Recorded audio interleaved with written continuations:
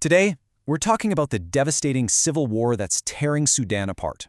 Since April 2023, the country has been locked in this brutal struggle for control between two incredibly powerful military factions, and it's unleashed an absolutely catastrophic humanitarian crisis. And the human cost, it's just staggering. We're talking about nearly 12 million people forced from their homes. That makes this one of the largest displacement crises anywhere in the world right now. But, this isn't just a conflict over political ideas. And here's the thing you really need to grasp. To understand how Sudan collapsed into all-out war, you have to follow the money. This is a raw, brutal battle for wealth, for resources, and for the economic soul of the nation. So let's start with the two men at the very center of it all. The fighting that blew up in April 2023 is really a vicious power struggle between two generals who, ironically enough, used to be allies.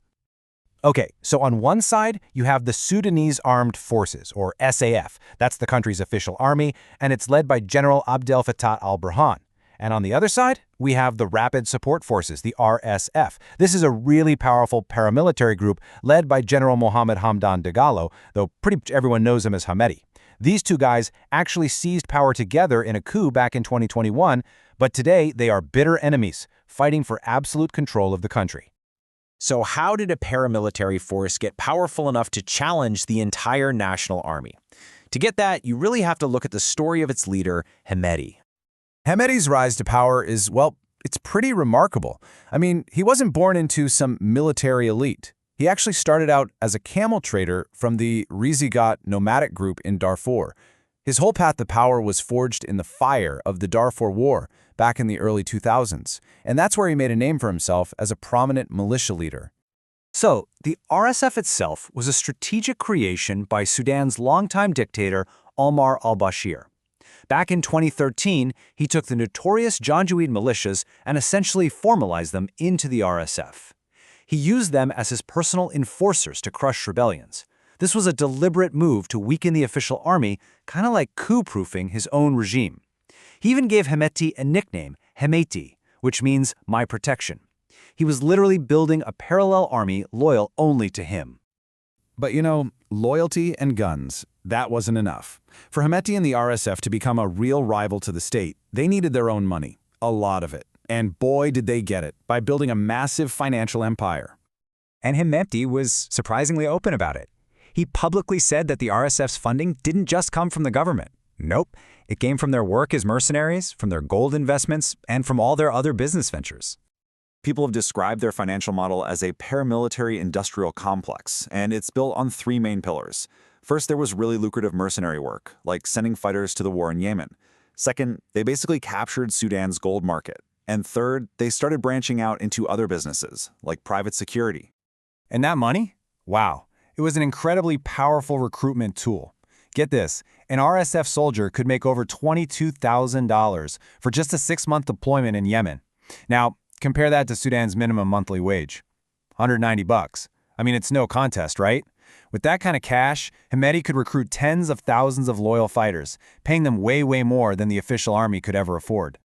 But it was the gold that really changed the game. As a reward for his loyalty, President al-Bashir just handed Hemedti's family control over the massive Jebel Emir gold mines in Darfur. This one act gave the RSF command over one of Sudan's most valuable resources, and it allowed them to operate like a state within a state. So, you've got the official state army, and right alongside it, you have this massive, independently wealthy paramilitary force. It created an incredibly volatile situation. I mean, two armies, two commanders, all in one country. It was an absolute collision course. Just think about the numbers here. The SAF had around 300,000 troops, but the RSF had swelled to over 100,000 well-paid, battle-hardened fighters. This wasn't just some militia anymore. It was basically, as one analyst put it, a private, transnational mercenary enterprise with its own huge pile of resources. So how did this rivalry finally just explode? Well, after a popular uprising got rid of the dictator Bashir in 2019, there was this brief, hopeful moment for a democratic Sudan. But that hope was crushed when the SAF and RSF launched that joint coup in 2021. By early 2023, plans to integrate the RSF into the regular army became the final breaking point. The RSF wanted a 10-year timeline. The army said no, it has to be 2. Neither side would budge, and on April 15, 2023, all that simmering tension erupted into all-out war. And the price of this brutal fight for power isn't being paid by the generals. It's being paid by the people of Sudan. The human cost is almost impossible to comprehend. In a horrific echo of what happened in Darfur 2 decades ago, the RSF and its allied militias are now being accused of ethnic cleansing, especially against non-Arab groups like the Masalit people. Some are even calling the violence a genocide. And at the same time, the war has completely shattered the country's ability to feed itself. We're talking an estimated 25 million people, that's more than half the entire population, facing extreme hunger. The United Nations is warning that parts of the country are already in the grip of famine. And all of this brings us to one final, really sobering question. The story of Sudan is this tragic case where the country's own natural wealth, its gold, was weaponized to create a private army that has now plunged the entire nation into chaos. So you have to ask yourself, when a country's resources are used to fuel its own destruction, who is it that really pays the ultimate price? It's always the ordinary people.